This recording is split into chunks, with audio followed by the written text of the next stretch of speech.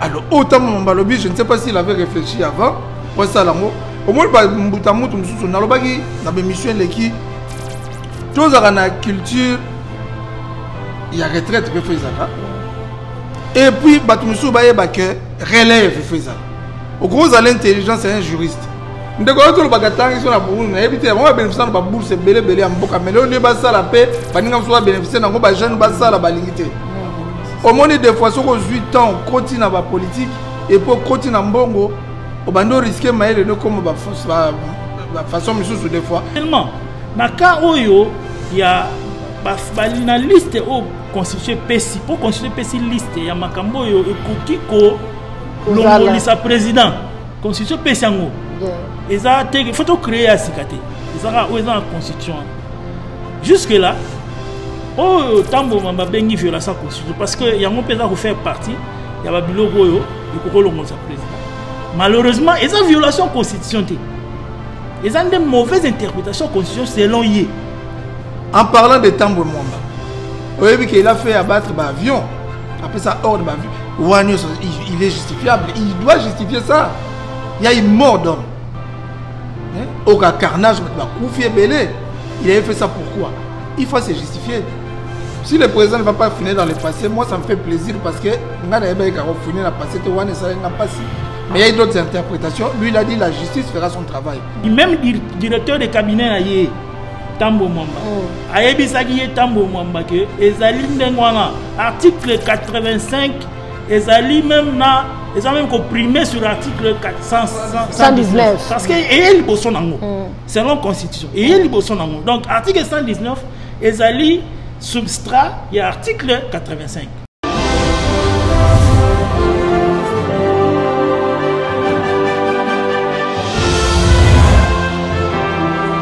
Best of Africa et pas y a ça le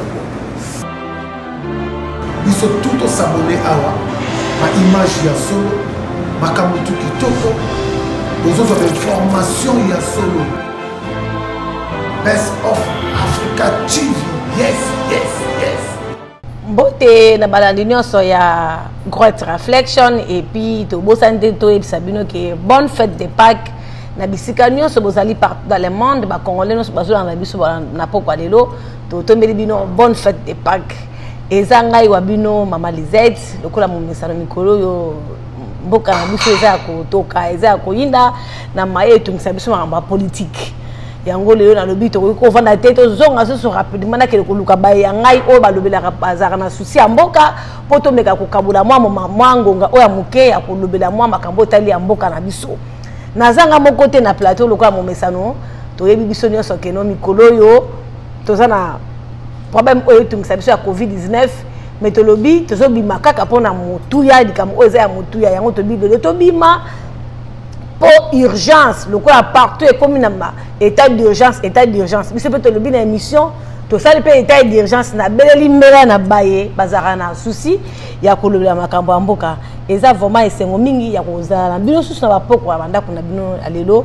alors nazanga moko te lokola momesano nazana ba invité na nga nazana opérateur économique Charlie Pembele ou biso to yebi et puis nazana moko oyo de na yebi ke ba lanino sa Great Reflection na bandako tant ba monie ba lobi voilà tant to dingara yango ekoki activiste politique Isa Isantu Tembe aza nyonso aza analyste aza activiste aza moko oyo aya na États-Unis ayoka souci ya mboka na ye koleka mbote mese Isa mbote maman Lisette boni kasi mkono likindi nini lelo tozaki na eza journée ya Pâques yeso asekwa ki biso nostomoni lelo nde mokolo yeso asekwa ki journée likindi nini na famille na bana.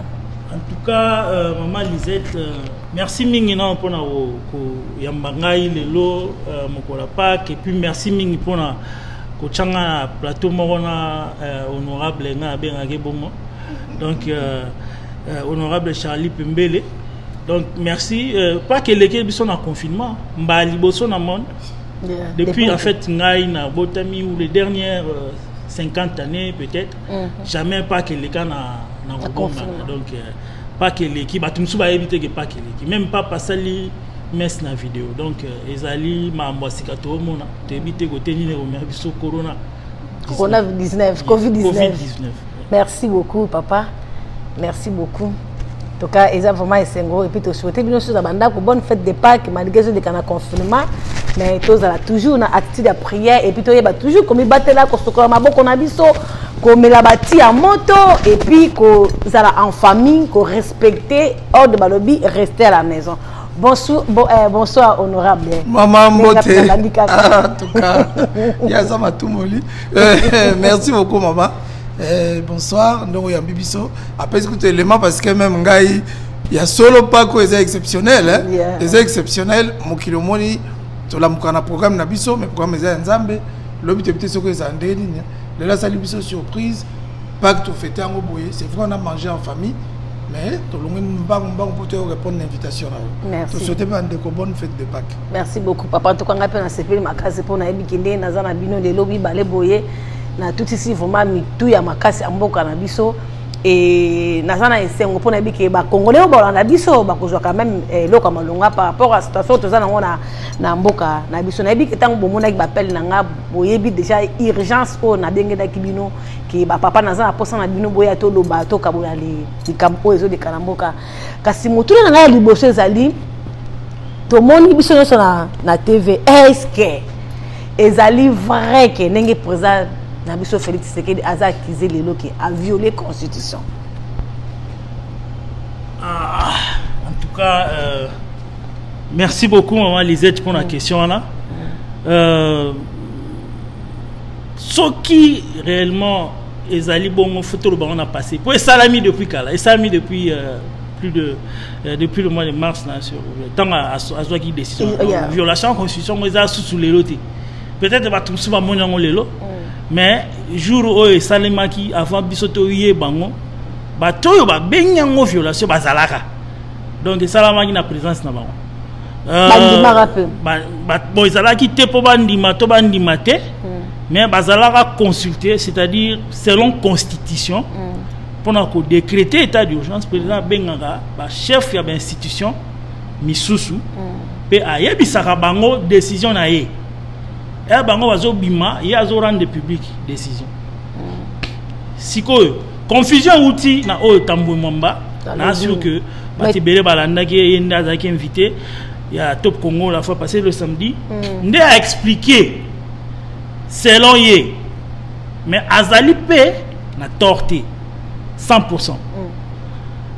Pour constitution na biso ezali un peu différent dans l'article Oyo 85 na Oyo azo se référer dans article 119 mais nous c'est ça dans la constitution selon article O Félix a se basé dans pour à décréter état d'urgence à salindenga landi procédure on est en dernier article na wana et lobby donc président a sali mabete selon article 1 mais il tambo mwamba azala raté tant au président le bela a benga qui est pour yaza président Sénat donc président parlement en a deux chambres chambre mo il y a chambre basse chambre haute les deux présidents donc Jeanine Mabunda naye y compris le premier ministre bazalaka jour en tout le lopé à apprendre que banyaba bimise mais ababimisa a été pareil que Jean-Marc Aboun azalaka wana.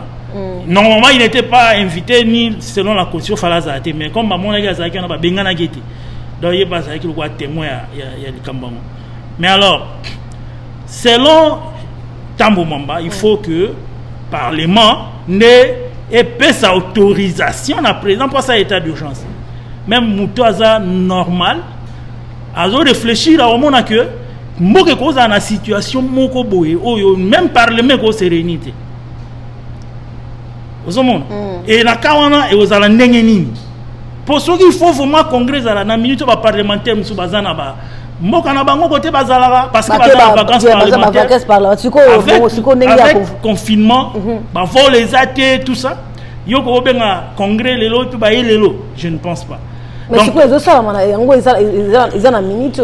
Normalement, donc, ça, il fallait ça, il Félix à ça, pour ça, état d'urgence. Mais il y a état d'urgence sanitaire. Et ça, état d'urgence à Mando quitté parce qu'ils sont différents. Mais la constitution a besoin de temps que Salamara, un jour, Covid-19 au Salima, pour prévoir un aspect sanitaire.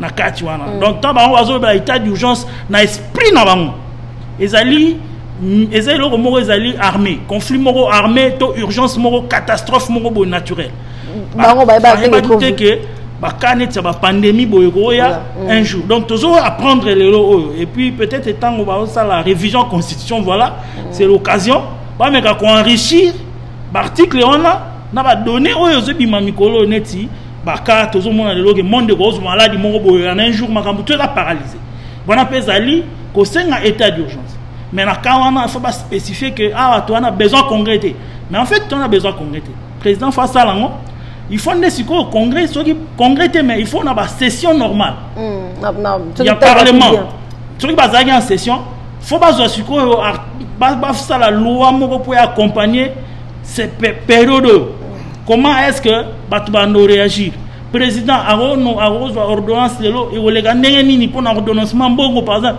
il y a beaucoup d'histoires donc il faut moi loi mo rezala pour na cadrer ni noir pour ordonnance et président et pesi ba détail non sorti pour na ça loi on a besoin ça concréter il faut la voie normale session normale il y a parlement il y a assemblée nationale ba sali loi session normale il y a sénat ba tindela ngo sénat vérifier si c'est conforme et puis et l'équipe ba votango et puis c'est tout donc au tambo mambazo le belawana et ça vraiment débat hein et puis ça débat moko technique parce que ça débat moko ya ba constitutionnaliste et ça débat moko ya publicité boyotolo ba oui ou non donc faut luka ko yeba exactement place ni procédure et baby mais ngai na mo otanga on atanga ki constitution na moni que Félix a violé constitution ti donc yo pona yo le moni que président de la République azabe mais tandis que Tambo Mwamba ya zo accusé que a violé loi ko sala on de la sala ki bwana bongote naebi que aza juriste parce que naebi que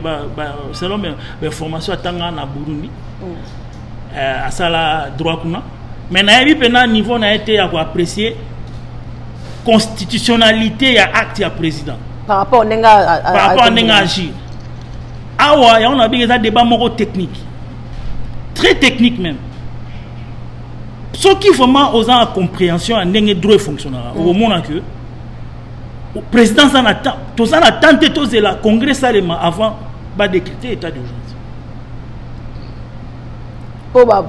parce que c'est impossible et puis congrès nous t'a convoqué et ça président de la République mais il a convoqué ba convoqué bango convoqué concret bango mi balé mais président ne nous t'a convoqué à congrès so balinga ça la adresse bango état de la nation a signaler bango ba bengi batu que boya tokuta na président pour linga lobela donc ce n'est pas à eux d'inviter le président à la congrès c'est au président de les appeler bango ba notifier ba membre ya ba ni na bango ba chambre na bango pour la congrès ça c'est constitutionnel kasi ndeko isana kati utena bana baksama mutuna moko wana par rapport au nengo zolo bakeno bango bakoki ko convoquer concréter il faut président de la République soki tozongi na makambo oyo ilubamaka oyo biso so ba congolais so balobaka keno le président Fati azaka wana comme échantillon aza respecté te azwa mibe comme roté au monte tozonga kana maloba wana donc ça signifie que aza bazo respecter ba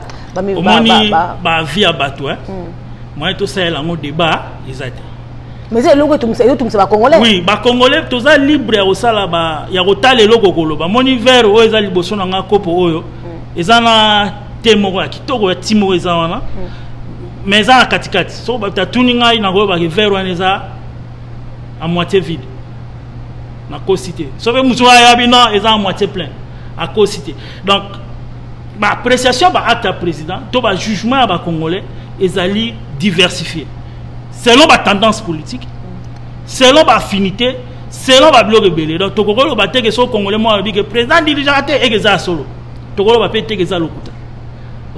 Mais, toujours le monde a que Mboka et Zaki n'a moins de difficulté. Passation pouvoir nécessairement qui contrainte Moko Tchaki Félix peut-être pour Azala na condition Azala Molelo. Pour Azala majorité. Azala condition. Azala majorité. Donc, bateau bazan la majorité, bazan ba partenaire mais hier azan la monté. Akoko ça li kambo ça mité. Anomaki bateau. Ti le lona ba kota musala. Azu décision. Enquête que na lenye musuzo ko yeba ke non président a peut bloquer quelque part. Non, en fait blocage wana ezalaka na ba coalition ya boye mingi. Donc, il y a une période où ce que tu as un an, oui, en tout cas, félicitations au Congolais. Parce que la place, il faut éclater. Donc, il y a une période où il y a la période douce, la nuit des noces. Ndeko isa nazo zongela yo pe comme ça na zongisa pe maloba na ndeko Charlie député na biso na kati ya ville ya Champagne awa posi ba numéro da député lokola osa na souci ya mboka za pe malamu toza na ba député na biso te ndeko Charlie yo koloba nini par rapport ya violation ya concret oui ba président za akizi au moins ba bi que Congo ba bomia o bentle ndeko isa ki magaya za assistant à universitaire après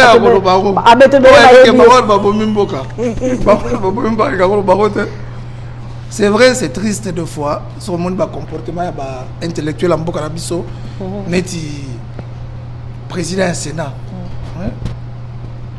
Si on doit quand même faire l'état des choses totalement que Babi, nul ne peut servir 2 maîtres à la fois.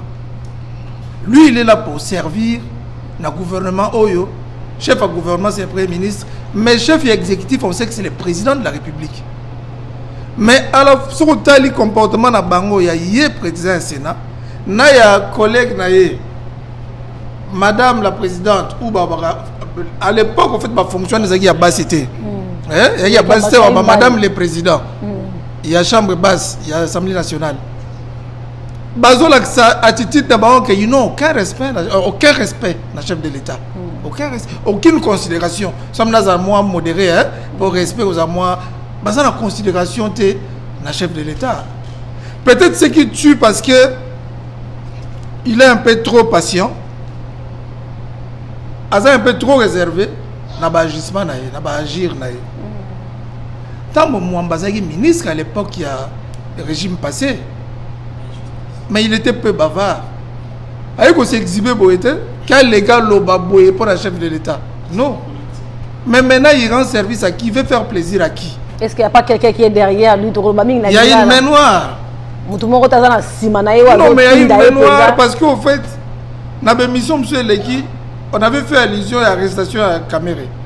Il y a le président UNC, que nous considérons beaucoup. Les Bakangi, on a compris que Mingi joua pour Nabango, c'était une occasion pour eux de toucher le chef de l'État. Qui est comme de lui, le directeur cabinet, donc maintenant on s'approche de lui. Il est peut-être au Kangaï facilement. Cette histoire, il y a le chef de l'État décrété état d'urgence. Ça ne date pas d'hier. Et c'est 8 ans. Ils n'ont pas dit ça. Comment Bazeli va arrêter Vital Kamere, je crois, le 9 jeudi? Directement, il a passé dans les médias le 11. Oui, il a passé dans les médias samedi. Il a passé dans les médias samedi. Alors, donc c'est le moment bien boutiqué. Comme on nous demande de faire quand même confiance en notre justice, j'espère que la justice est vraiment juste. Les autres magistrats, ils ont été instrumentés par Batou, qui fait ceci, fait cela. Alors, on dit il faut continuer à retourner, remonter filière, parce que c'est vrai que le chef d'État avait dit qu'il n'a pas cité. Maintenant, mais il y a des obligations maintenant qui nous poussent à fouiner dans le passé. Parce que le toi, dans l'obligation, on doit pour faire face au virus. Mais qu'est-ce que l'État se trouve maintenant dans la liste qu'on a, le lobby sur base de la loi où il y a le président en violation de la loi. Il y a l'article 119 de la Constitution. Mais en fait, lui est juste. Il y a aussi l'article 85. Ce que lui il a posé comme acte, il a justifié l'article 85. Que l'état d'urgence peut être décrété à tout moment au Bamoni qui est danger Zali. Donc on appelle ça la dictature du président dans la démocratie. Donc il peut s'imposer. Parce qu'à Monique, l'institution est presque paralysée. Oui, parce que l'Assemblée nationale, le Sénat, se réunir. Parce qu'on a interdit déjà les attroupements de plus de 20 personnes. Mais là, ils ont insisté dans le Congrès. Comment est-ce qu'ils vont s'y prendre? Si on a Bango, dans le Sénat, dans l'Assemblée nationale, ça fait déjà dans les 600 personnes. Dans la salle, mais lui, il siège au palais du peuple. Et bien, à moins qu'il y ait la Tongi Salle Moussous. au contenir bango nous c'est plus pas respecter car ndenge biso to respecter et car oyo ça signifie aussi un espace à monene. alors mais congrès finalement ça viendra quand là il faut voir le espace à monene ba so pas ça on a stade na libanda donc par là yo pona yo zo mona que eza possible d'être congrès wana eza et puis ba démarche na eza malamu ti ongo le ba modèle wana ki non tout ça eza au moins so lingo ça mabe des fois comme moi trop pressé ba comme pressé sans pour autant ba luka ba arranger situation ba ça la ba monter scène na bango scénario na bango ba monter en tout bien té ba comme ba ça or l'article 85 dit que le chef d'État peut agir peut décréter l'état d'urgence au cas où on sent qu'il y a crise des institutions pour le moment suite il y a catastrophe naturelle au Touzana sur les années volcan au Bouziéville au tourner de Ndezaka Bouki Banda tout ça. Vous n'allez pas attendre que vous siégez les sous. Le président peut agir. Mais c'est la nation. Et en plus, c'est ce qui est encore mieux de locaux. En 1994, 94, aux États-Unis, à l'époque, le président Mobutu. Tant que moi, je travaille avec le président Mobutu. En 2007, pareil. Cour constitutionnelle, au fait, le cours constitutionnel, il y a eu éclatement. Tout ça, dans la cour constitutionnelle, c'est éclaté avec Bimisa, cour constitutionnelle, dans la cour de cassation. Donc, le dossier, il y a biso, batoisé, peuple, traité le dossier dans la cour constitutionnelle. Et dans la cour suprême, c'est comme la cour de cassation. Dans la dernière ressort, la cour suprême est en soutien. On a ça l'éclatement. La cour de cassation, on a peuple peuple. Et puis pour la dignitaire, entre autres le président de la République, on est dans la cour constitutionnelle. C'est quoi pour arrêt à cour à l'époque, aller à cour arrêt à cour suprême. Où ils sont en vigueur, arrêt 061. Baba qui ce genre de cas, les problèmes avaient déjà été réglés. N'a qu'à au président à agir parce qu'ils ont parlé de démission à président. Suite, il y a violation, il y a loi. Tout ce qu'on a papa Ndeko Charlie Balobi, la président il faut démissionner. Sikoyo, est-ce que de l'autre côté que le président Balobi qui va maintenir le président à démissionner? Danger nini oyo biso wa peuple tozo mona de l'autre qui président démissionner nani o bakotia wana okoma oya ko sala intérim wana le temps que président a batendre ba yokaye to mboke ko de modèle nini bozo mona teke peut-être ndenge to meki ko sama wakantike à partir tant bakenda na Genève président et ça na ba alliance na ba corps o ba yokana na Genève ke mutu to respecter l'alliance bango na vital kamé ba respecter l'alliance té est-ce que yango té de lo ezosonga parce que ezaki lokola na eza lokola na mnoko mboka na biso na ebité na balangi so benga ngo lokola nku yako ko prêter serment ba prêter serment wana après bango ba bien na vital kamé ba démissionner ki na kasa serment wana de lo yango té ezosonga bango parce que le lo vital kamé na prison et à la président libanda le lo ko président combien démissionner tout comme ça madame les bango ba ken na Genève où ils ont engagé pays et les groupes na bango ils ont ba stratégie ba monter pour l'élection mais ba yokana kuna ke ba prêter serment ki to ni ba muta ko trahir likopana bango wana ti mais justement on les a likopana bango ndongo lobby groupe na bango ça n'a rien à voir na constitution au moment où nous parlons à ça comme président là comme président bango ba ko obligé être démissionner ya on a bi au gros servir batubi balé to ko sa banza memi balé na to ko no sambela ka na buto sambela place mususu non bango ba ko servir 2 mètres à la fois té donc so bazo considérer président bango faut ba là na respect vis-à-vis d'ailleurs et le danger ni niveau danger ni bango ba ko obligé être président qui ne démissionner il va pas démissionner parce qu'en fait il est protégé sur base de l'article 85 il y a constitution et en plus de ça j'ai dit qu'il y a un arrêt ça décision il y a cour parce que la décision où tu as un tribunal de peine, un tribunal de grande instance, c'est un jugement. Comme une cour d'appel, cour de cassation, cour constitutionnelle, comme une barré. Donc, il y a un arrêt 061. À l'époque, c'était le président Luamba Bintou. Alors, président Benoît, avec le président de la Cour suprême, c'est lui qui a actuellement, il est président sous la Cour constitutionnelle, c'est son arrêt. L'arrêt avait été rendu, il y a de l'air, Yaza, président Cour. Est-ce qu'il y a un lobby qui a arrêté? Est-ce qu'il y a un autre arrêt où il y a annulé arrêt? Arrêt déjà ça dernier ressort où il y a Cour. Donc Cour constitutionnelle, il a droit à se dédire, à changer ma décision bazouaka. Non, à moins que ça la loi va voter, que ça va modifier. Mais jusque-là, cet arrêt est en vigueur. Donc, président a démissionné. Alors, pour Bango va saisir, mettons, il va pousser la démission. Pour saisir le Cour constitutionnel, lobby a convoqué le président. Il faut le président démissionner, mais ça, Bango va obligé, il faut qu'il m'a démissionné.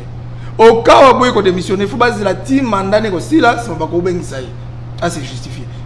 Alors, autant mon lobby, je ne sais pas s'il avait réfléchi avant, pour ça, au moins, on a la démission qui, tous la culture, il y a retraite, il faut et puis, Batumsou Baye Baké relève Fezal. Au gros, à l'intelligence, c'est un juriste. Nous avons tout le bagatang sur la bourse. Nous avons bénéficié de la bourse, c'est belé en boca. Mais là, on est basé à la paix, nous avons bénéficié de la jeune basé à la balingité. Au moins, des fois, sur 8 ans, on continue dans la politique et pour continuer en bongo, on va risquer de comme la façon, monsieur, des fois. Au gros, c'est là où monsieur est là, Moutamaël, mais. Ba o mono za susu ou bien ozomona que ça chef plaisir parce que c'est le président démissionné. Normalement tu dois assumer intérim ya zomona za yé président ya Sénat. Ndeto yebi ndoko bi accord à Genève ba on peut ba accord na bango. Qui après yé a céder mutu mususu ya yé chef na bango bango ba o yebi o ya yi o ba o sala pour ba rendre ba ça le plaisir. Mais pour dire vrai, je crois que la population fait ça calme, le président ne peut pas démissionner parce que Barré Zali, ils ont couvrir. Donc, parce que attention, ils ont déjà, et comment attention à la population. Mais justement, il y a un moment de arrestation bandit, quelques photos de arrestation, on avait évoqué, il n'y a eu vraiment pas respect à la loi, il y a procédure. Mais ceux qui ont quand même battu. Tu sais que tu remonter filière, et ça va mon bon côté, et ça m'a bel sabotage, mingi salam. En parlant de Tambo Mwamba, il a fait abattre l'avion, après ça, hors de l'avion, il est justifiable, il doit justifier ça. Il y a une mort d'homme. Au carnage, il avait fait ça pourquoi? Il faut se justifier. Si le président ne va pas finir dans le passé, moi ça me fait plaisir parce que finir dans le passé, mais il y a d'autres interprétations. Lui, il a dit la justice fera son travail. C'est que la justice, pour moi, la vérité, faut son assima. Je crois que cela fera que à 20 ans.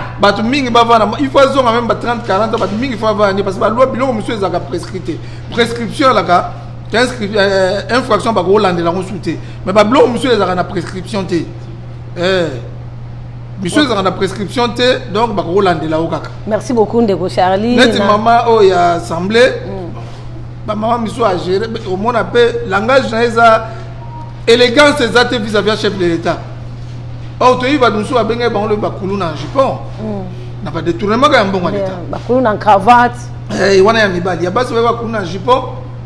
Excusez terme mais ba le baki yango il faut ba yeba que nyon son faut justifier. So ba le kabasa mutumo plaisir basa la choix au servir 2 mètres à la fois. Mais c'est quoi Ndeko Charlie avant na zonge na kenda Ndeko Isa mutu wana zoba mutu ba basa la plaisir eza mutu nini oyo zo mona ke bako. Mais ba l'autorité morale na bango Joseph Kabila. Ba l'autorité morale na bango. So tali bango n'époque Joseph Kabila batamo mo bazaki bavard te. Ba mabunda bazako lobate. Lelo ba komo loba mingi je crois que omoni patience ya mutu et puis na calme ya mutu ne croyez pas que boko sakana. Peut-être les actes vont suivre. Moi, je souhaite que Ngaï Lelo, pour Félix Tshisekedi, le président de la Gouvernement, ça a plaisir, pousser Ngaï peut-être en 2023, tu peux se voir. Sur ton moni parcours à agir, à sanctionner. À sanctionner. Et vous avez bien. Parce que soit sanctionner, tu comprends l'accord. Mais étant donné que tu as un accord, tu évites. Au pays, tu évites le Bayokana, il y a une NFC, tu évites le Bayokana. Mais vraiment dans les gestes, il doit poser des actes où le peuple est à l'aise. Merci beaucoup, Ndeko Charlie. Dans ce zone là, ndeko isa okokolo banini par rapport ya makambo oyo lelo comme bota ba démission ya président fa démissionner et comme makambo ebele na kati pepe tension za komata tension déjà comme mata malé mais et en tout cas merci mingi d'ailleurs co-débatteur n'a déjà souligné ma belle place voilà mais logo on a peut-être na bakisa parce que ko démission président ko démettre président il faut la constitution malheureusement toi na la constitution en ligne malheureusement toi na monté sur le plateau mais et koki ko sala makaka selon constitution et selon constitution seul mutu to institution ou ekoki ko porter président plainte pour na épousser la démission ils ont procureur général parce que procureur général ça l'a monté et pour la cour constitutionnelle yé kakanda ko sala mo yangona ndeko Charlie alobia donc pour na ce n'est pas le congrès, ce n'est pas le président du Sénat, ce n'est pas la présidente de l'Assemblée nationale, mais Ali, procureur général près la Cour constitutionnelle. Parce que le président Ali Banda, il y a tribunaux, il y a cour. Cour na Cour constitutionnelle. On a privilège de juridiction. Donc, ce qui il faut, président a un problème dans la justice. Seul un officier d'état civil, ou la présidence, un procureur.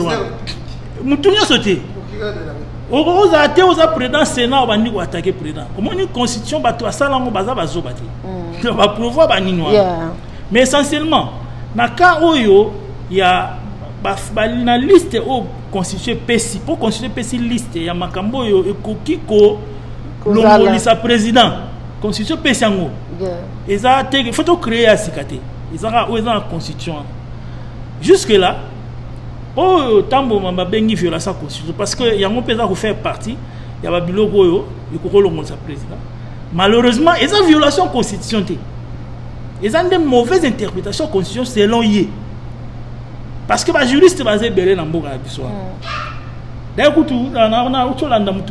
même directeur de cabinet Tambo Mwamba ayebisaki Tambo Mwamba que ezali ndengwana article 85 ezali même na ils ont même comprimé sur article 119 parce que il boson nango selon constitution et il boson nango donc article 119 ezali substrat il y a article 85 et c'est contredire.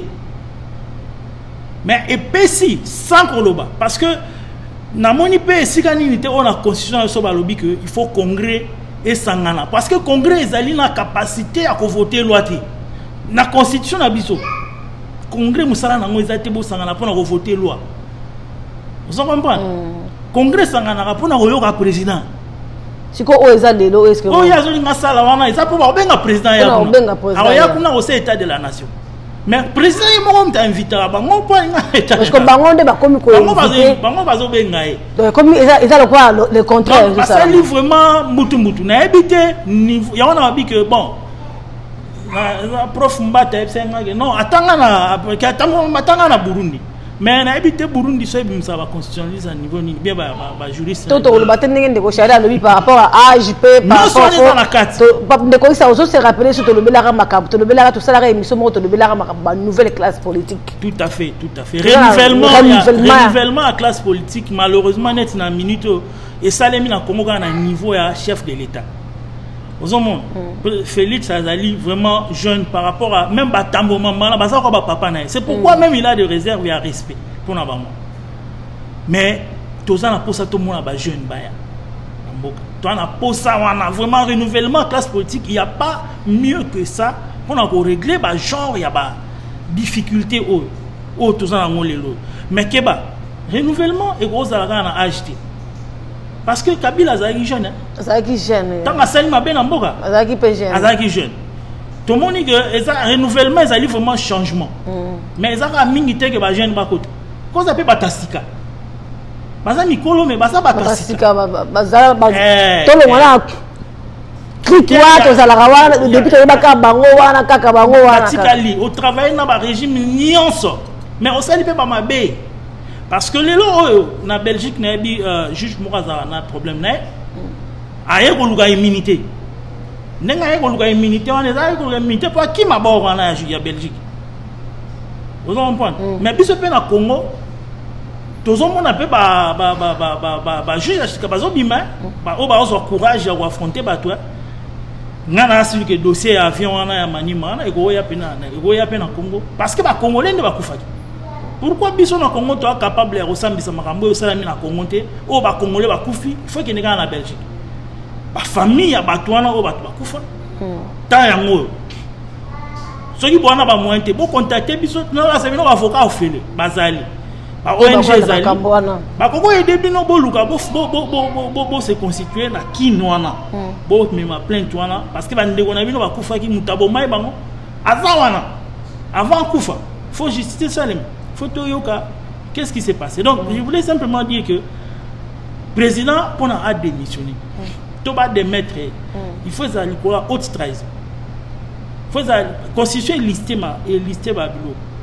Vous comprenez? Jusque là attends moko na ngote oyo tokolo bakyo et salemi. Mais ndeko isa ningi tozo kendele na modèle tozo kende sikoyo. Danger nini yozo mona na après makambo oyo mutu oyo abomba bapo ba koloba ba mutu abomba mio alekio na mayele. Bon mutu abomba mio to kwa comment te wana est-ce que danger nini yozo mona que non comme la présidente? Non, il y a des agendas. Bato ba caché mais ngana mona on se la caché te pozo bima déjà. Il y a des agendas. Bato bazo ba que Kabila za pour sa zone. Bazo s'est trompé mais peut-être ça coûte bon monter. Vous comprenez? Parce qu'on est trop plausible. Kabila ça monte ba surprise. A jouer na ba carte mais à faire gagner un joker mo obino boze là. Yeah. Vous comprenez? Depuis toujours. Tout ça là ba calcul même au ça bobi ga osuka ah mais pas abimel bino. Mais ce qu'on dégo ça na carte na parce au moins te ce qu'on a minute oyo et que ça peut m'abêter ceux qui va congolais va passer Martin Fayulu raison. Non, ah, au moins il des abos. Et là, quand on peut ça tout raison. Non, parce que Martin Fayulu le bas, aïe ça les qui naïf fatigue qu'on ndima. Bon, quand on peut sauter qu'on contrôle, bah on peut sauter qu'on ndima. On peut ceux qui peut-être ceux qui ndima quand on peut. Tant qu'il y a aïe ça qui déjà on a bon, selon y tant aïe ça qui on a y ça joie. Vous comprenez exactement que ça va d'abord partir là. Aïe ça a été avant. Aïe ça a après que y ça déjà approche na bango ba commander au solo là. Kozonga sima ezaki impossible. Mais quelle était l'autre alternative au Félix Azaki non?